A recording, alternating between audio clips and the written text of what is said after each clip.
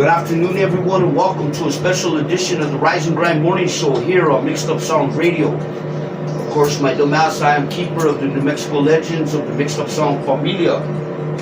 I've had the personal and great opportunity today to be speaking with these gentlemen, a few very highly respected gentlemen, and we're going to go from there. And I'm going to first start off by having this individual here to my right go ahead and introduce himself. So, hello everybody, my name is Justin Allen. I'm a community organizer. I organize around issues regarding our prison system and the prison industrial complex. I'm a grassroots organizer with Millions for Prisoners New Mexico. On my regular job, I work as a community organizer with Organizerz and Enchantment. I'm here today because we are actively working to end solitary confinement on a national level. Also, independent prison oversights in New Mexico state prisons, and ending some of these arbitrary policies that are intended to oppress our people. Yeah, hey, my name is Saba. I work at the A.C.L.U. of New Mexico as a community engagement specialist, and care about these issues a lot. Just like Justin said, we're working to end solitary confinement in all prisons, be it in Maine, New Mexico, Georgia, everywhere. And we also want to end solitary confinement in all immigrant detention facilities. The practice is straight up torture. Everybody knows that it is. The rest of the world has limits on the amount of time you can keep somebody in solitary confinement, and those limits are not respected in the United States. So that's our campaign, is we're trying to end that practice, and we're also trying to get some oversight of our prison system. Did you know that the state of New Mexico invested $372 million in prisons last year? And there's nothing looking over that money. So that's a huge investment that we could be spending in other things, anything else. Housing, childcare, homelessness, toilet paper. Oh, we're throwing it away. And so we think that if we're going to be making that kind of investment, I think that if we're going to be making that kind of investment, one, we shouldn't be torturing people by using solitary confinement, and two, we should have some oversight from the community. My name is Lokz from Atrisco. I was just released from the penitentiary of New Mexico. And you push as an advocate for some of the situations that we're here for today, right? Yes, I was just in the prison, and I see a lot of these, The atrocities, the misguidedness of the Department of Corrections itself. Yes. Right now, one of the issues that we're facing is that the solitary confinement does tend to have, outrageous factors considering it, but one of the bigger things is psychological, mental, physical, emotional, spiritual downsides. Would you care to elaborate on some of that like that? I think for a lot of people in solitary confinement, one thing that happens is we disassociate to deal with those conditions. What that looks like is creating a routine or alternate reality to get through the day. And it might be something that we do consistently every day, like a routine or like a set schedule of the way we get through our day.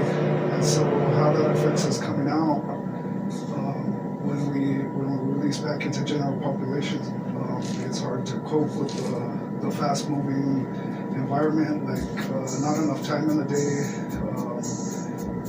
feeling like overwhelmed, sensory overload, and then the conditions itself. It's like sometimes we're in freezing cold cells, starving. Those trays aren't even enough to keep. They have better food trays for animals, and then just the dehumanization, consistent disrespect. We watched some of our correction officers throw grievances away right in front of us, make fun of us, and try to or make fun of our situation, and even challenge us to get us to react, to have a reason to keep us in there longer. I spent 9 months myself in those conditions, and I literally saw men break down emotionally, especially folks with mental health issues. Were just standing in their doorway, like crying or yelling all day long. And so solitary confinement affects everybody, not just the person in there, because eventually we get out with these defense mechanisms that survived us, and a lot of that stuff is counterproductive to remain in society. The isolation, the inability to advocate for ourselves, and being conditioned to remain silent, it has a negative impact on our minds and the way we interact in the world. Yes, most definitely, most definitely. Can I say something? Yeah, can you elaborate on that? So, one thing I think people who haven't been on the inside, and I know a lot of people who listen to this know exactly what it's like, but sometimes with solitary, people just assume, oh, if you're in solitary confinement, you must have done something really bad, right? But you can be put in solitary for any reason, and you can have any sentence too. So you could be put in solitary for looking at a guard the wrong way, right? Yes. You could be put in solitary for saying the wrong word. I've seen reports of people getting put in solitary for cussing. Yes. For using bad language, like verbal assault. And you're literally subjecting somebody to what some people consider to be the worst form of torture that there is. Isolating a human, we're like social animals, right? Like we need human interaction. And so that's something that I try to let people know, because they're like, oh, solitary, not a huge issue, but it's like, no, you could be serving a short sentence and you did one thing wrong, and then suddenly you have a lot of mental stuff that you have to deal with when you come out, and there's not support for people when they come out like that. So yeah, that's why I think it's important to end it. Yeah, one other thing I wanted to say was that there's a lot of different names for solitary, and Justin had been talking about this earlier. Like sometimes they'll cover it up. They'll say, "Oh, we put them in segregated housing," right? Or we put them in what special needs, X-pod, drug suppression pod. Right, there you go. Drug suppression pod, and sometimes they'll say, "Oh, it's for medical reasons or whatever." But whatever the reason, we can't do it, you know. And so that's why it's important to specifically like keep telling your stories. Like, especially for people who are on the inside, because people on the inside can listen to this. Yes, yes. You know, if you can document what's happening and write letters to somebody or get something out there, like, those kind of stories are super impactful. Yes. There's a curtain, right? People don't know always what goes on. And then the only other thing that I wanted to say, well, I'll probably say more, but right. What happens to the family of someone who's put in solitary? Like, I've spoken with people who the family doesn't get alerted when their loved one who's incarcerated gets put in solitary confinement, right? So suddenly, no contact from your loved one who's incarcerated. Maybe they used to write a letter every week, or you had a phone call every other day, or a visit. And then suddenly that stops. What does that do to the family that's on the outside, worrying and wondering about what had happened to their loved one on the inside? If they were harmed, if they're dead, if they're still alive, if something unfortunately took place in another sense, if they shipped them out of state, sent them to another facility inside the same state that they're in, it goes way hand in hand in so many different levels of a mental depression upon everyone affected by the individual being incarcerated during that time. There's individuals who have no contact with their family. It's very unfortunate. Some, for whatever reason and however reasons, but for those even who do get that, and even the slightest bit of worrying, where the fuck is my family at? You know, it needs to be addressed. And Department of Corrections, you stated, just here in New Mexico alone, the astronomical numbers of financial funding for these situations does not add up to, just like Justin had stated, it costs like $3 a day to feed each inmate the portions that they give you, which are minuscule. They keep you alive, that's it, for they can have a count. And what's so strange, MDC, I've personally seen it, I seen the penitentiaries, they feed you like garbage, like and not for human consumption. Literally, it looks like. I mean, I wouldn't feed my dog that shit like that. You know it's inhumane. It's just, and it also plays a part on you. Some people don't get canteen. You file indigent. You don't get soups. You don't get coffee. You don't get even a little bag of tuna once a week or something of this nature. You literally can starve to death in there. You literally can starve to death. And like Justin had stated as well, the officers, they portray. Not all of them. Not everybody's bad in this situation, but the majority, CBC, Central Bureau of Corrections, the Pink Palace, and for those of you who don't know, that's the administration building inside Santa Fe, New Mexico for the Department of Corrections, who sit there and play slap and tickle with each other all day long.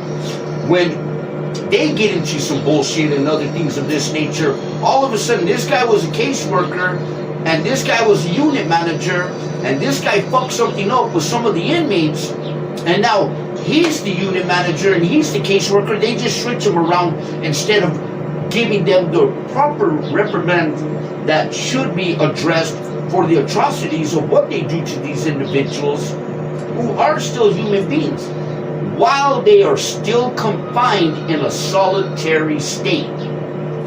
It is an outrageous form. Now, I will, unfortunately, I have to agree, and a lot of people have argued the point with me, there are individuals you do need to keep locked in them little tiny cells.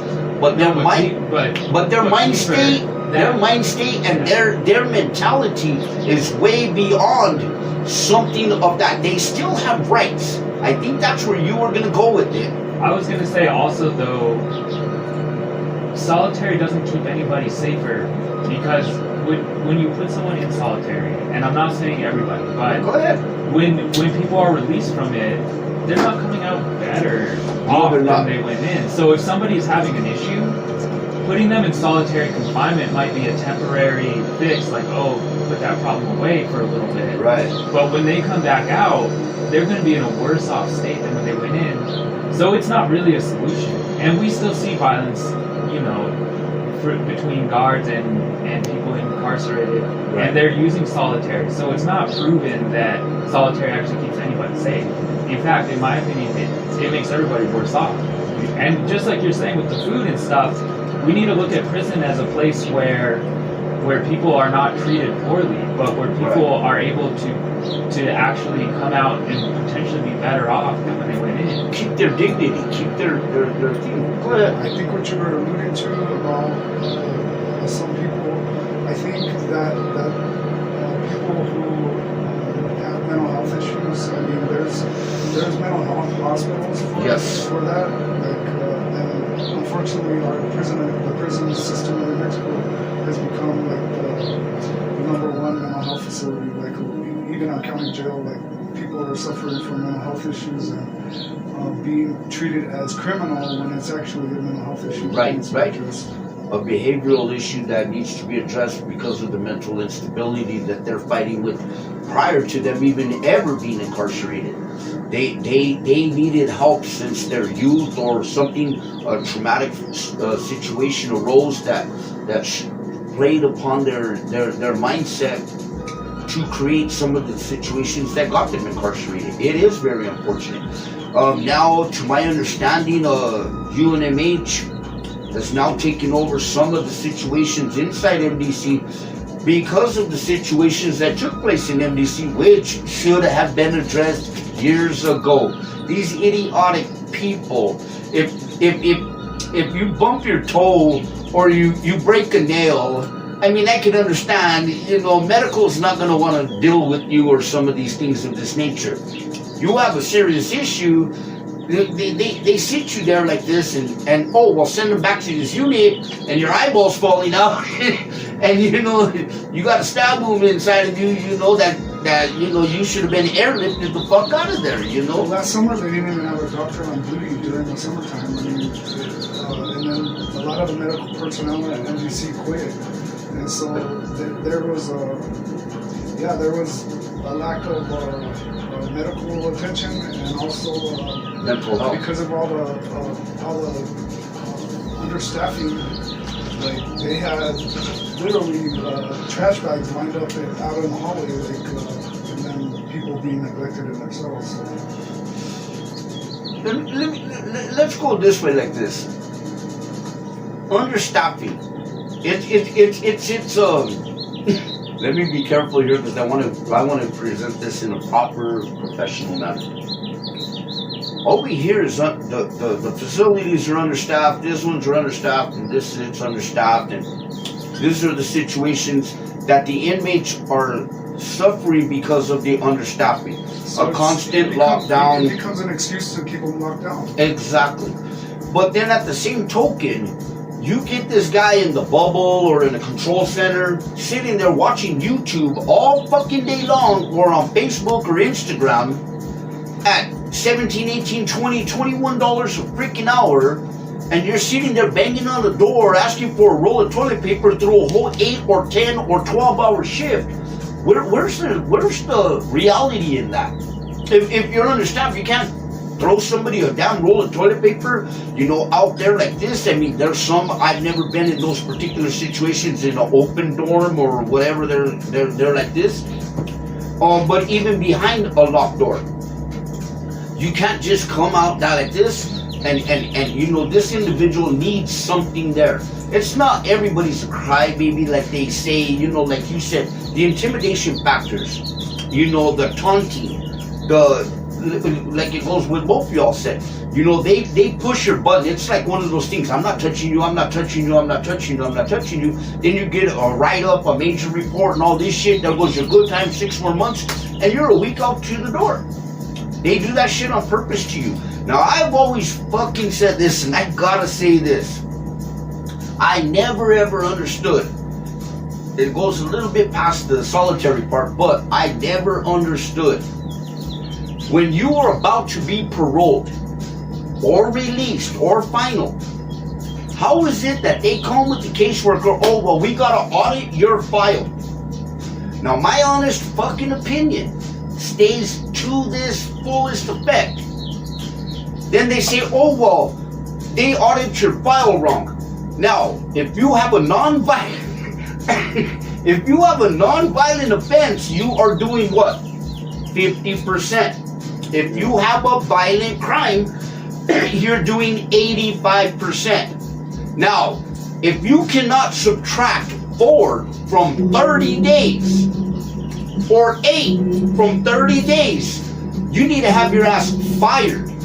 And the motherfucker who fucking hired you needs to be fired and on up the chain of their so-called command. Common sense and arithmetic. Because I see motherfuckers sitting there ready to go to the door. And especially in solitary confinement where you are trapped in that little tiny 8x10, 8x12 cell, 23 hours a day, losing your mind, figuring everything out, trying to hold yourself together, and then some idiot walks up to your door and said, oh, well, they audited your file wrong, and now you gotta do 6 more months or another fucking year.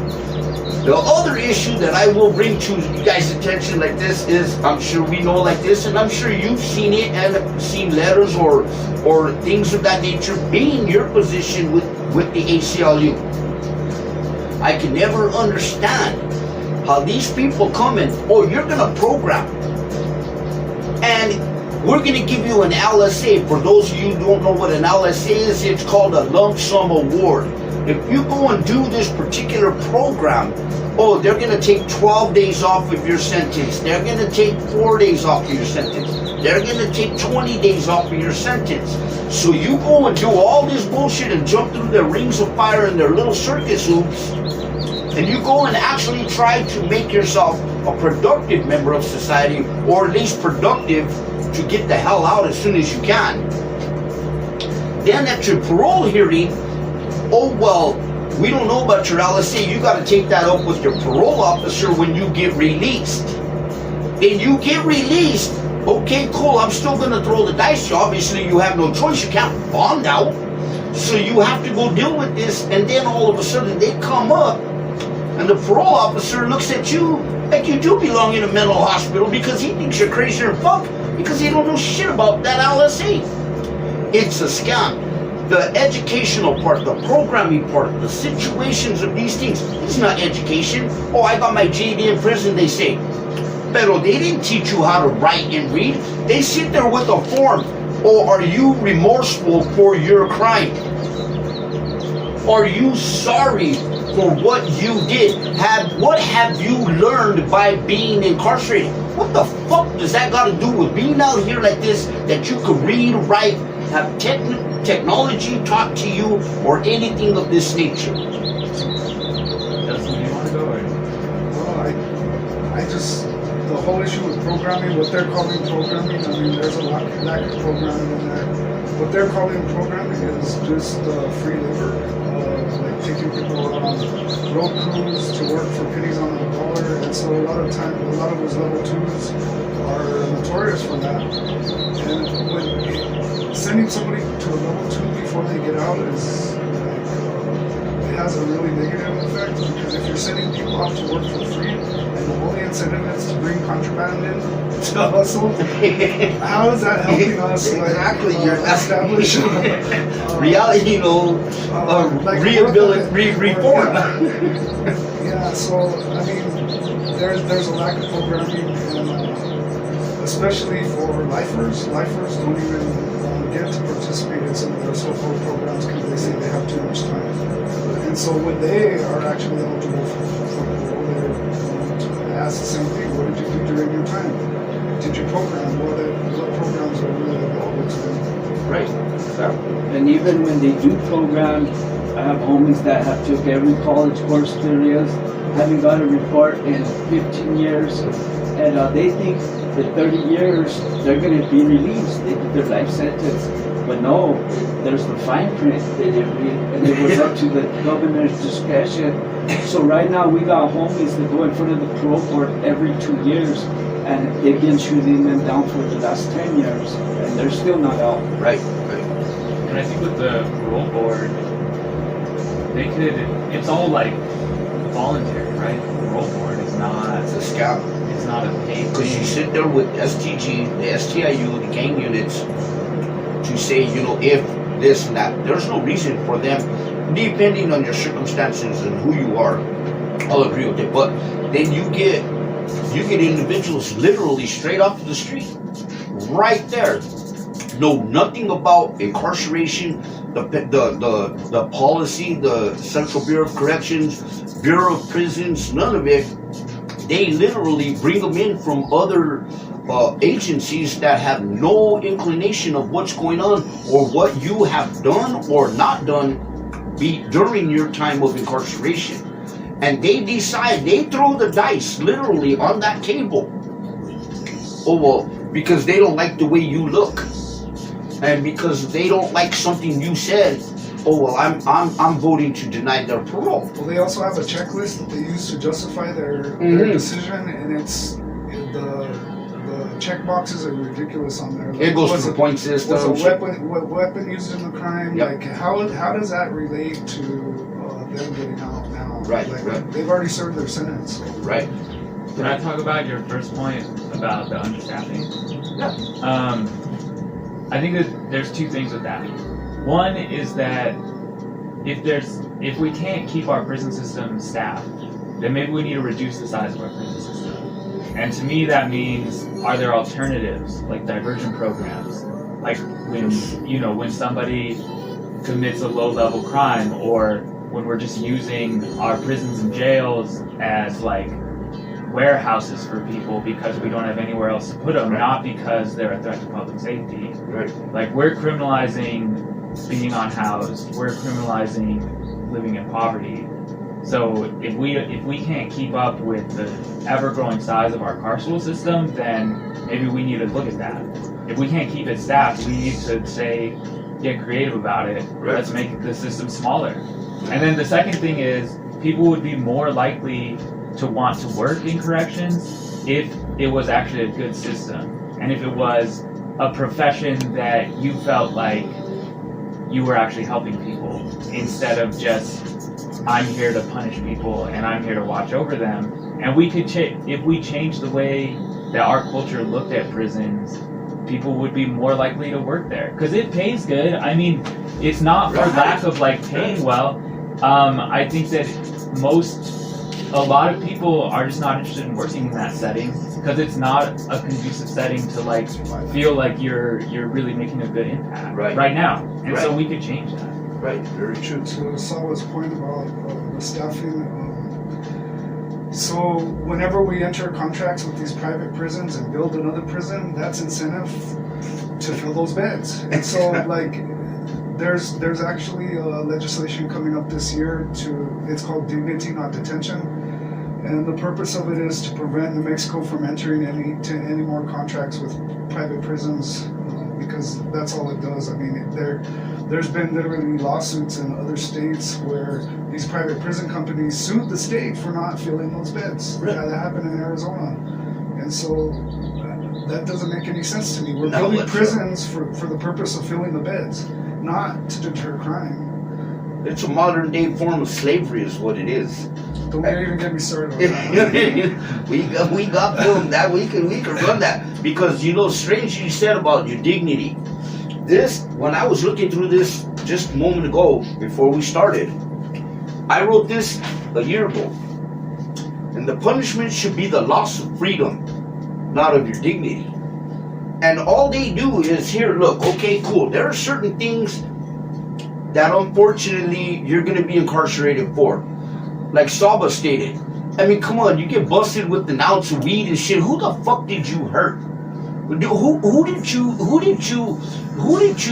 put in the ground? Who did you take something from that someone worked hard for, or that was theirs no matter how they got it? Who was to say, I'm gonna give you 20 years. A child molester, they just let this fucking stupid asses off, Baby Gonzalez and all these little fucks.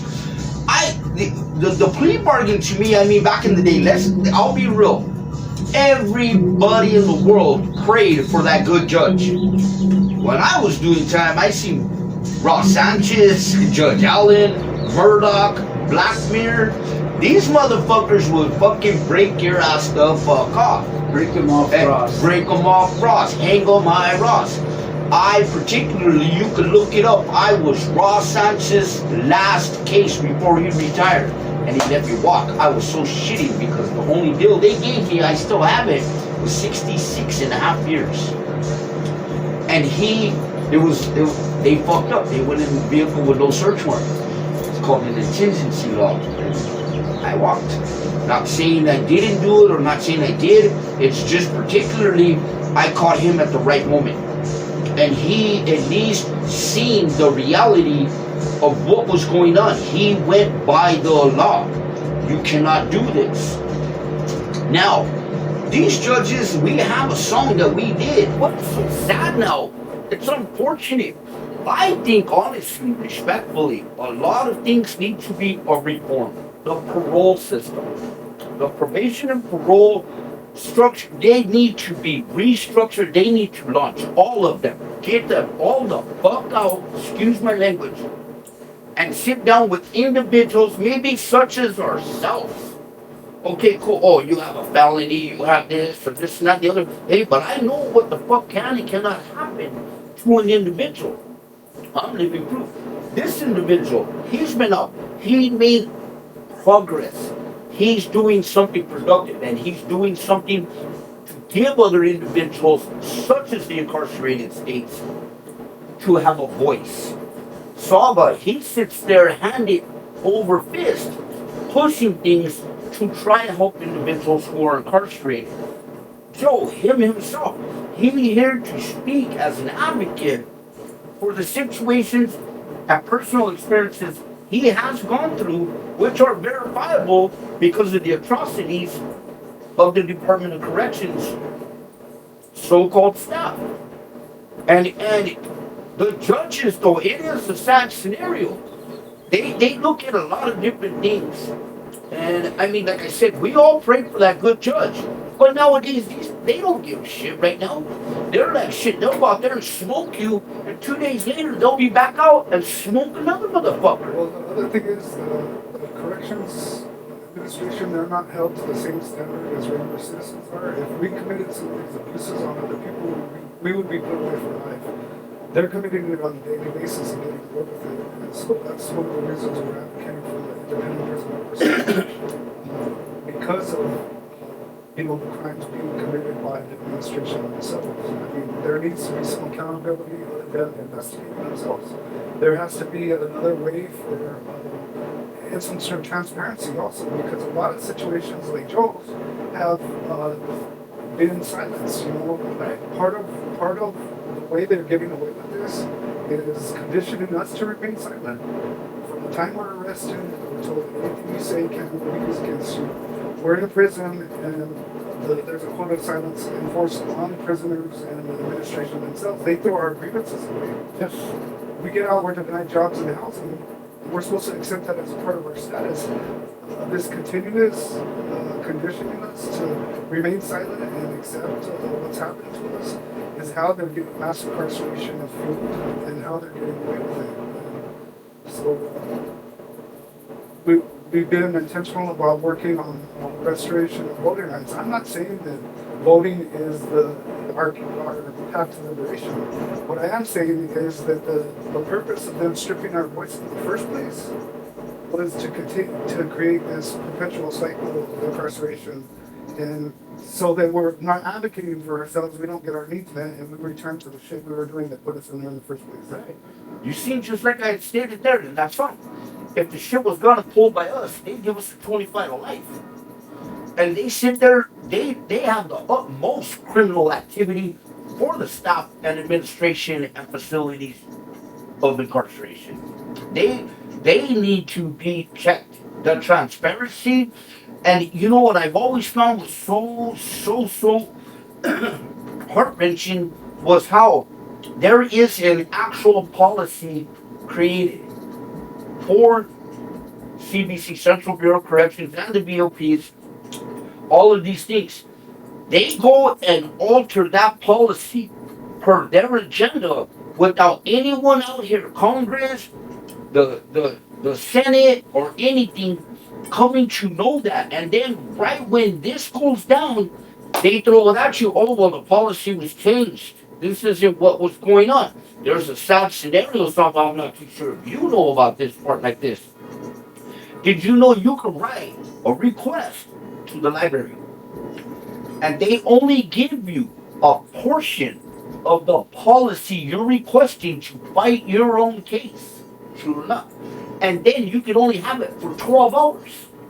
We used to have full access to the library, and then they took that away to where we have to know what we need to request. How do we know what we don't know? Exactly. There's a lot of individuals, unfortunately. They're not dumb, but they're not there they don't understand the fullness of, like he stated, their case. Like, what is this? All this Latin words and things to them, it's like looking at Chinese. And so they're like trying to fight through their case, trying to help themselves. Because some of them don't have nobody else. And they're looking to seek their freedom, their appeals, and to find someone who will stand up and show them how to do it or help them with what they're trying to fight through. I've seen individuals when I was inside like that, always, what about the A.C.L.U. and all this and everything, and I tried to throw it out there. I had a lot of controversy incarcerated. Me particularly, with my situation, we won't get into all that on film or none of that situation, but I mean, my paperwork is clean. Anybody can look the shit up. I don't give a flying fuck. I'm clean as whistle on those parts. I did my time, I'm done. But you know what though? I could not stand it. I had so much controversy because I would help other individuals from other situations. Sureños, black, white, purple, green, yellow. I don't give a fuck. If I see an individual who is asking, like heartfelt, like fuck, you can really do this shit. Is there a possibility I can send you my paperwork and maybe you could go over it and see what I can and can't do, or maybe possibly you can help me to get where I need to be with it so I know who to contact. How do I fill out this paper or things like this? And excuse me, and it's so fucked up because then you get little certain situations, and then when you go and try to help some of these individuals, then it does become another retaliatory fucking turn. Oh, well, you're helping this motherfucker. And then they try to pick on someone who they believe is lesser value than themselves. And this motherfucker ain't got a goddamn education anyway. He passed the fucking academy and did a couple of sit-ups and fucking went through, and now he's fucking Mr. Billy Badass Big Shit. One thing that I've always thought was this fucking fella shit like this. It goes back to what he said. They incarcerate us for certain things like this. There are so many knit gangs through the administration. Oh, we're from Vegas, we're from Santa, we're from over here. And they have their little crews with the guards and the administration. I see motherfuckers come in. I won't talk about some other shit like this. I should put his little fucking tattoo ass on blast. But I'm sure we all know who I'm talking about. Those are things that need to be addressed. The half of the shit that we go through for a year in the county or 10 years in the Pinta, these fuckers are doing each and every day with no transparency and nothing to save or help the other individuals who are doing something else to try to do these things of this nature. Then they find individuals such as Saba or Justin or myself who push like in the A.C.L.U or the big things that he does like this and what he does like this. They don't see us over there in that Capitol building fighting to help these individuals. They try to knock us for what we're trying to do to show the atrocity of that funding. How much did it cost to build a prison? $80 million? $30 fucking million? How many people can they house to become productive members of society for that $30 million instead of pushing $30 million to make a profit for those individuals? It's a sad scenario. Yeah, and I think one thing that you're talking about too is that when someone has an issue while they're incarcerated, they need to have clear guidelines on how they submit a grievance, who it goes to, what happens in response to that grievance, and that doesn't exist now. No, don't. And that's something we can change at the state level that that would give people an avenue to go through. Because like you're saying right now, a lot of times if something happens, your grievance isn't really going to go anywhere. It doesn't get a set of objective eyes looking at it, and so that's something that you can easily put in place at the state level. Exactly. The other problem is if multiple people are experiencing the same abuses, Right. and they communicate with each other and write agreements, they get charged for Right. inciting a Yeah, riot. it's inciting red. It's obstruction of it's obstruction of the movement of there's a term. It's obstruction of the facility, but there's a term for it. It's just a missing word. No, They go know- ahead, don't they speak know- your mind, my brother. They know exactly what they're doing. They know that if we file this grievance and we exhaust the grievance procedure, then we can get a lawyer. And that's why our grievances get nowhere, because they don't want us to have lawyers. Well, you turn in a grievance, okay? There's a little box or whatever, or a caseworker or a union manager, okay? And you file a grievance, and then the grievance you're filing against, per se, the CO, the union manager, the caseworker, the warden, the administration, whatever. Oh, well, that's my homie. Trash. Just like Justin has stated. And then those things come back like this, where he's stating, you know, if you bring all these things to the forefront like that, to the state legislator, and go this way, if we bring enough attention as ourselves on the outside, then hopefully and prayerfully, I think we push, all of us agree here right now, then we can take that, if we get that move that way, to the federal level. And it starts seeing that it bears fruit, it goes to fruition, and things of this nature. Because, I mean, you know, it's a sad scenario. A lot of people are unaware that the penitentiary term came from penance, from the monks and the priests.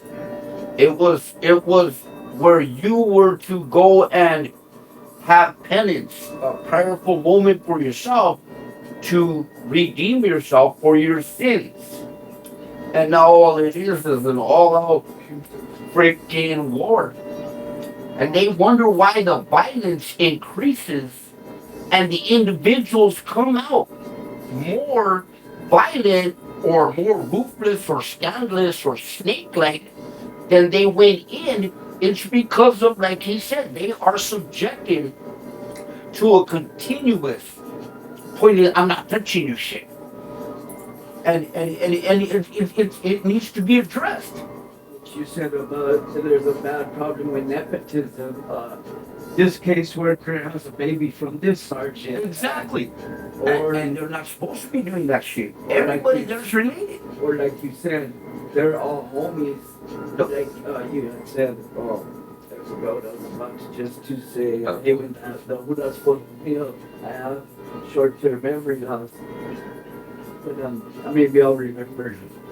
You remember it. Come back to it. What I would say to anybody that's listening on the inside in regard to the grievances, we've been conditioned to believe that that's a form of snitching. There's a big difference between snitching and advocating for yourself. They rely on us not filing those grievances because under the Prison Litigation Act, you cannot file a lawsuit on Department of Corrections unless you've exhausted their grievance process. And they don't want you to. They don't want you to file the grievance, and a lot of times they will retaliate. It's a catch-22. But had us not, for me personally, had I not done that, I wouldn't be here today. Because it would have just continued, the abuse and would have continued. I got to a point where I didn't give a fuck. The retaliation didn't matter to me anymore. So more people, I encourage more people to do that and start advocating for themselves because they rely on your silence to continue getting away with. You don't have to get into depth, okay? You went through in there, huh? You went through a fucking nightmare. I have some of those sports like that. I've talked to you before. This is your third time with me, particularly on air like that. Second or third. This is your first time on air with me. This is your first time when I sit there and I work with you on a different level in other situations. You have spoken numerous times in situations and events that we have been through like this. You went through a whole situation that was uncalled for. I'm going to get to your part like that as well, because we do want to hear that as well. And then, Saba, if you don't mind, I would like to see if you can come back in with that like that, because you know his story, and obviously you know some of his story as well. And me and you, we got to figure it out, because they're not the only ones who go through that fucking story. You went through a particular situation with retaliatory measures because of what I was saying to you. You had mentioned Gallardo. There's a whole crew of folks that are administration at the MDC that perpetuates that culture of violence. I'll just name them: Abraham Gallardo, Jason Ellis, Eric Allen, and Captain John Thomas. I mean, these guys were violent SEALs when I first started going to jail in '96. Now they're ranking captains, sergeants, lieutenants. Jason Ellis got fired from NDC twice. Now he's overseeing the juveniles. He's there again? No, he's at the juvenile detention. Jason Ellis? I was personally right there when they fucked that dude up in that cell. It was you. No, he was charged 17 years ago. I personally was there when they beat the fuck out of that dude in that cell, right next to that cell with Jason Ellis. Fucking shit like that. So my point is that there has to be oversight. There has to be like some kind of Overseer. Entity other than themselves. Entity, yes. Even the Bernalillo County Sheriff's is supposed to be their oversight. I don't see that. See, one thing I never understood, not to stop you there, but I never understood the McClellan fucking lawsuit shit. What did it do? I mean, in actuality, bottom line, all it did is make them money, and they didn't do shit for the jail. They didn't do shit to help the inmates. They didn't do nothing to oversee the facility itself that they so claimed going in was gonna help. I honestly still to this day, I mean, and then now though, it's hard to say because the feds are pieces of shit now. Back when we started doing this, if you brought the feds in, they would fucking come in with an oversight. Fuck you, you can't do this to inmates, you can't do this shit like this. And now, it's just like you said, here it goes again. It's a money scam. It's a thing like this. Okay, cool, but you fucked up this dude, well, we don't see no excessive force, we don't see no abuse, we don't see none of this. Oh, slam him down, send him to Sec 3, send him to Sec 4, send him over here, send him to the north, send him to the south. There was some accountability under the Durant consent decree. See, but look at what they did. They took out the Durant decree.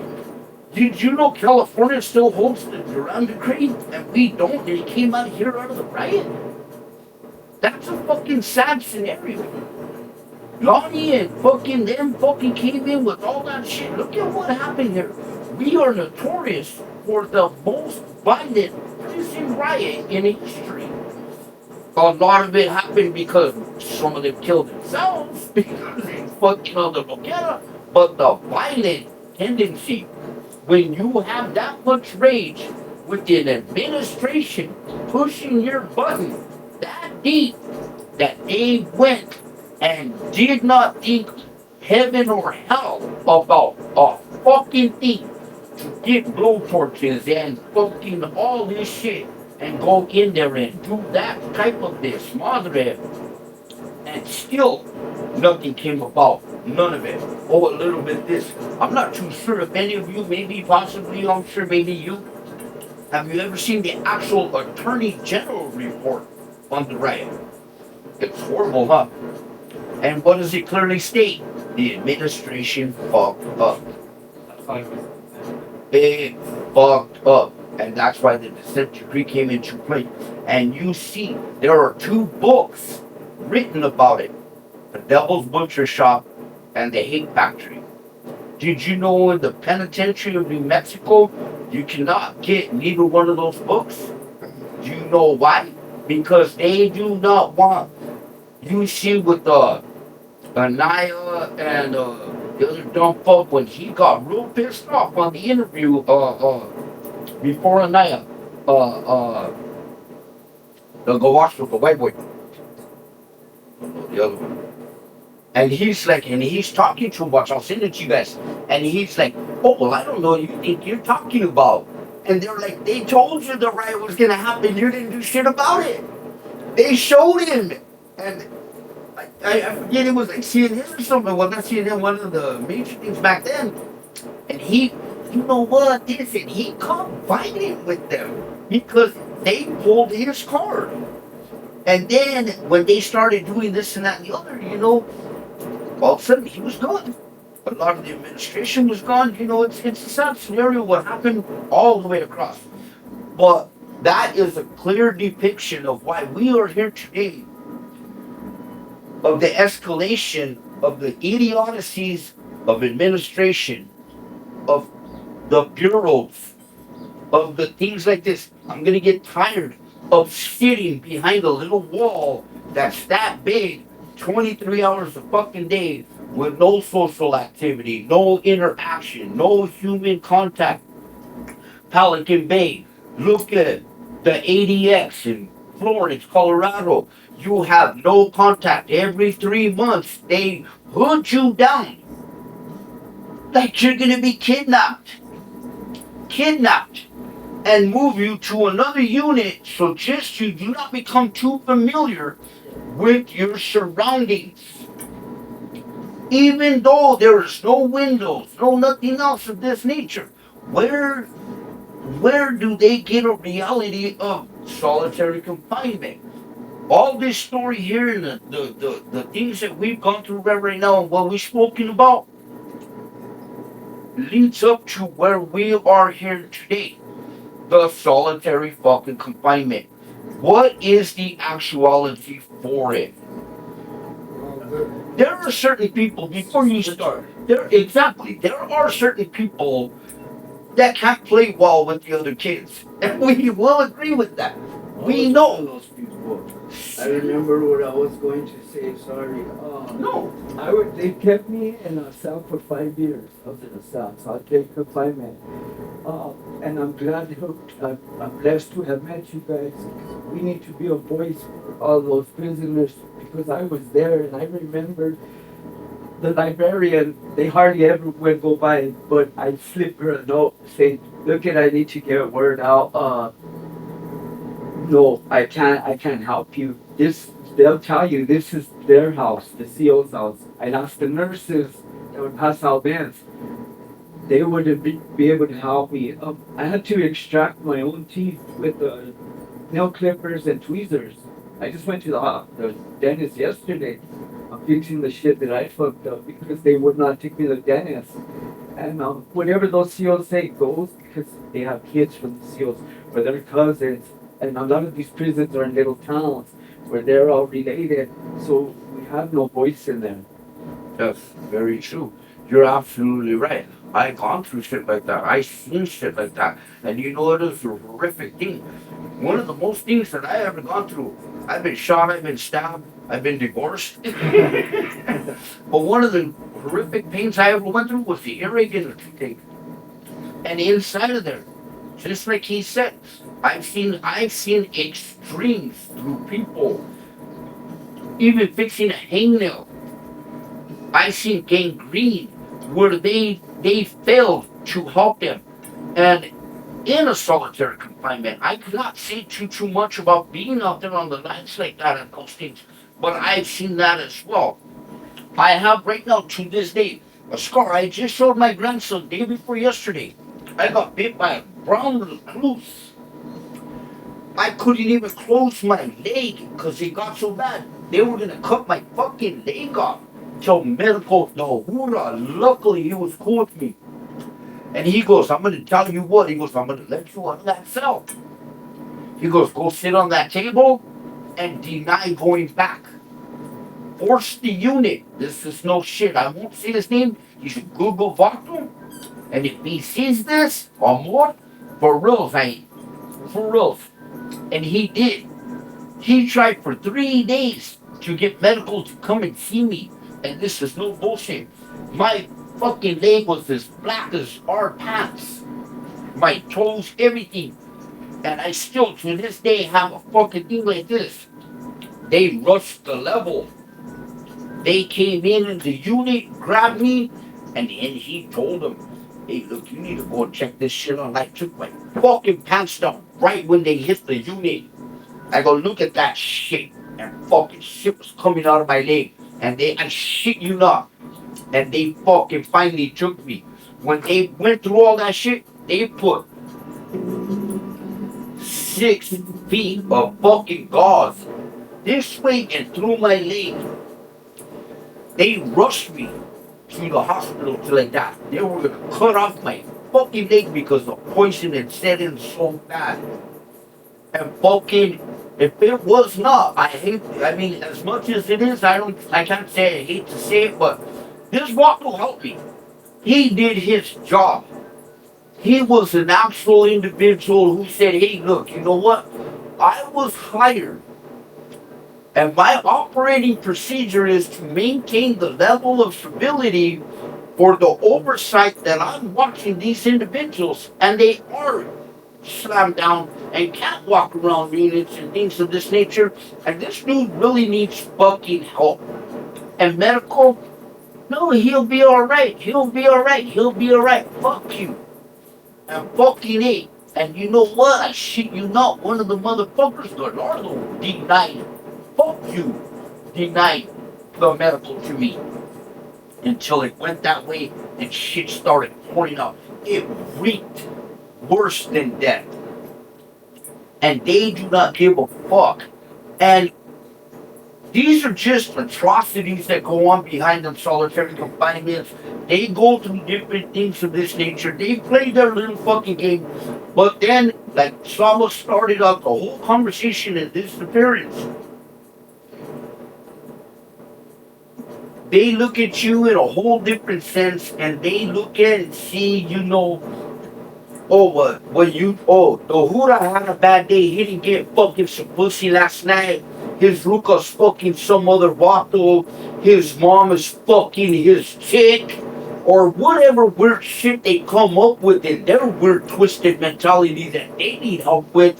Oh, now you're gonna be slammed down. Or you end up paralyzed. Now, if you don't mind, can we talk about how this situation arose with you? Safety, the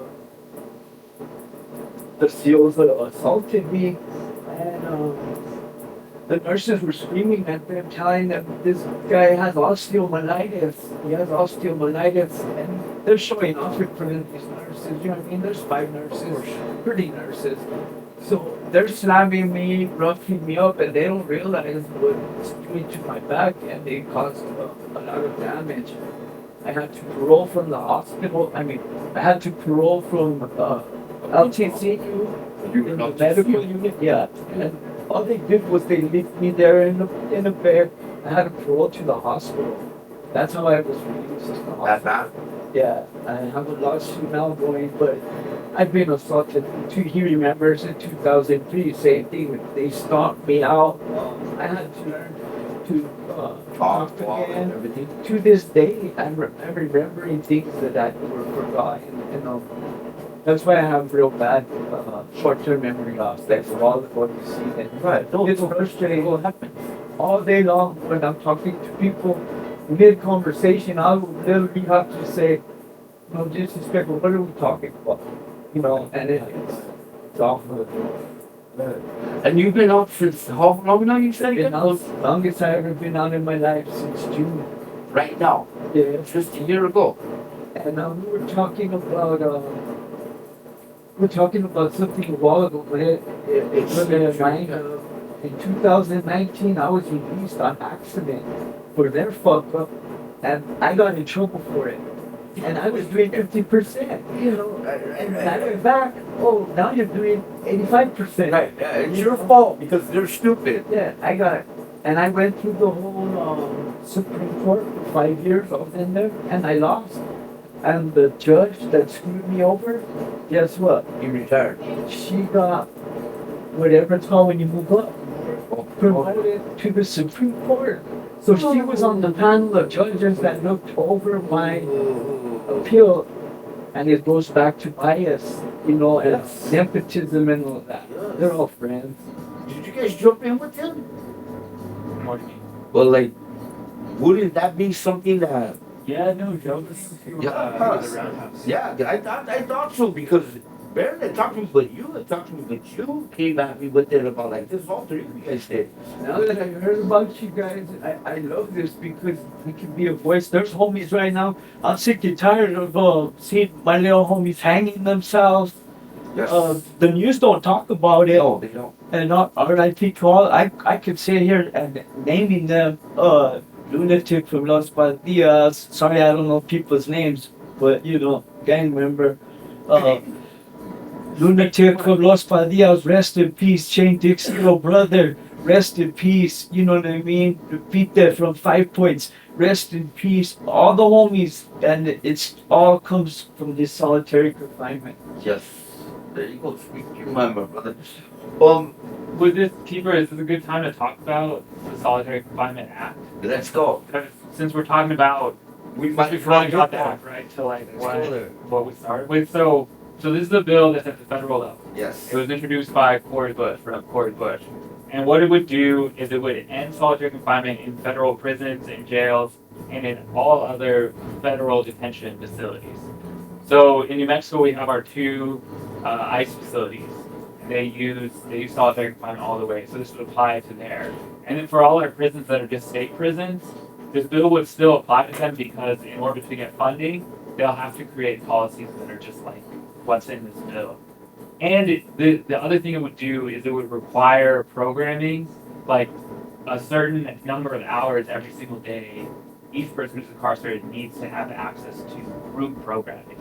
So along with banning solitary confinement, it says you have to provide opportunities for people to interact with each other for a certain amount of time every single day. Okay. There's like exceptions in there for, you know, if there's some kind of crisis or whatever. Right, But by and large, the End Solitary Confinement Act would go a long way towards ending solitary in New Mexico and across the country. So that's what we're trying to get done today.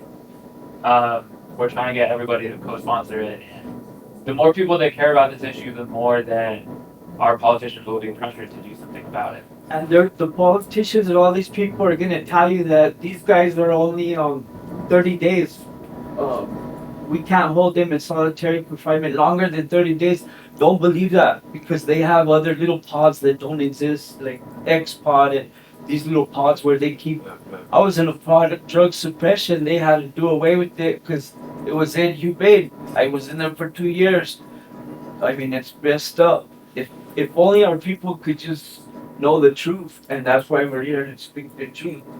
So this is how we're gonna get there. Yes. Anybody that's listening today, this next month is a Second Chance Month, and the purpose is to bring awareness around incarceration and recidivism, especially with our youth. But we'll be hosting a film series, both in Albuquerque and Santa Fe, and the first film screening will be a film called The Box. We'll have a discussion and then talk about how we can encourage our Congress people to sign on to it. The second screening will be a film called Silence, and it's a documentary about how they rely on our silence to continue with mass incarceration and these abuses that are happening. And so anybody that's interested in finding out more about these events, get in contact with Keeper, or you can look at the A.C.L.U website or the Lighten, New Mexico, Organizerz in the Land of Enchantment. And it's on all our social media pages. And then I'll also leave contact information for both myself and Saba here, so that if anybody wants to contact us directly with any stories they have, because your stories are critical to changing the narrative and exposing some of the shit that people are dealing with on a daily basis. But it requires all of us to come together and organize together to expose these systems of harm. We can't do it alone, so we're relying on community to step up and be advocates for our loved ones and people behind the walls. Yes, exactly. Most definitely. I'm sorry, you asked me how I ended up like this. Yes. In my brain, it just clicked. I didn't get it. I was given, and I was on an IV because I had osteomyelitis. But they gave me the wrong IV on accident, and it felt like my body was on fire. So they pushed the button, buzzed me out of my cell, and I went out there and I collapsed on the ground. And how this happened, I was actually asking for help. I was saying, please call a doctor, please help me. I was rolling around, literally, I felt like I was on fire. And they were telling me it's too early in the morning, there's not a doctor, get your ass up, we're gonna get you up. But that's how this happened, I was asking for help. Did the cameras by chance catch it? Yes, and I'm in LC right now. Best thing that could have happened. And you were in LTCU in Central. LTCU where they happened. That's before help. Wow. That's Supposed to be a medical facility. yeah, it's the medical facility, but they got one in Western and shit. I don't know, they were a piece of shit when I went back like that with after my car wreck, my phone was backwards, these shit seemed deep. See what's happening, everybody check. Yeah. Look at those nurses, did it. You know what I mean? Yes. Saba, do you have anything final to say before you bounce out of here? Yeah, just We'll be getting not really what Justin said, man. Come to the events, April 19th in Santa Fe, April 26th in Albuquerque. You can find all the information on Google Organizerz in the Land of Enchantment, or go to aclu-nf.org/events. They're all on a Friday night in April, and then in May we have the two where we're going to show the film Silence. So come out to those, and if you're listening and you're on the inside, write letters, document it, because the more we know, the better. Also, if you're on the inside, I have a phone number that you can call directly. It has a SECURUS account on it. And so, we welcome your stories, we'll welcome your conversation. I'll be the one that answers, and You can send me the contact information and Saba as well. And you go through that way like this and pull it up here and we'll get you that contact information. You again, this is Justin Allen. This is Mr. Saba himself, the man, the myth. This is Joe Lokz. I'm very glad that I had you individuals here today. We will get this moving. I will start pushing this, me and Baby Malo. We will get this shit up and running today. Probably by this evening, we'll have everything edited out and switched up and heightened up and get everything out. We will get them also to their social media outlets. I will provide all those links, the tags, and everything necessary.